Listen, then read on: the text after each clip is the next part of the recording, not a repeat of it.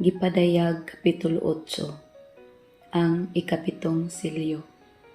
Sa dihang gitangtang sa nating karnero ang ikapitong silyo, may kahilom dito sa langit, sulod sa mga tunga sa oras. Unya nakita ko ang pito ka anghel nga nagbarog atubangan sa Dios, o gihatagan sila pito ka trumpeta.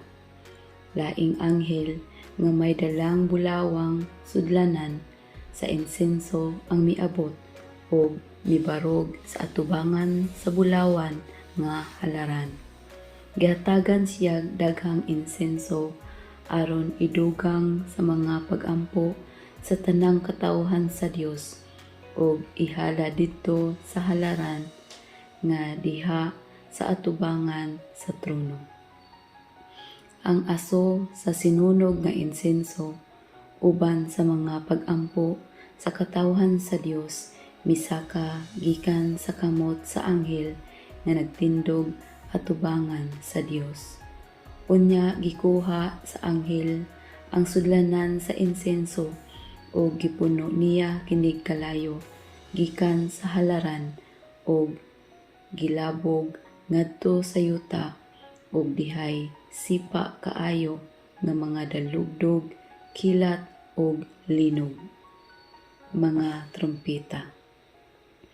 Unya, ang pito ka anghel nga may dalang pito ka trompeta nangandam sa pagpatingog niini. Gipatingog sa unang anghel ang iyang trompeta o giulanan ang yuta o yelo o kalayo nga sagol dugo. Nasunog ang ikatulong bahin sa yuta, ang ikatulong bahin sa kakahuyan ug ang tanang lunhaw nga sagbot.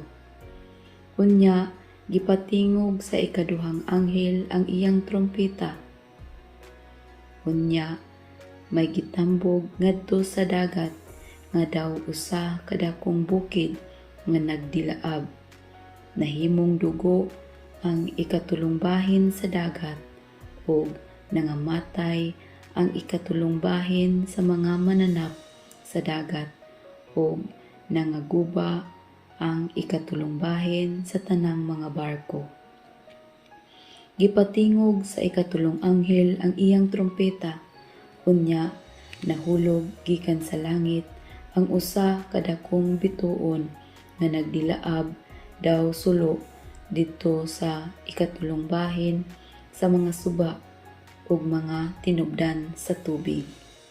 Ang ngalan sa maong bituon kapaitan.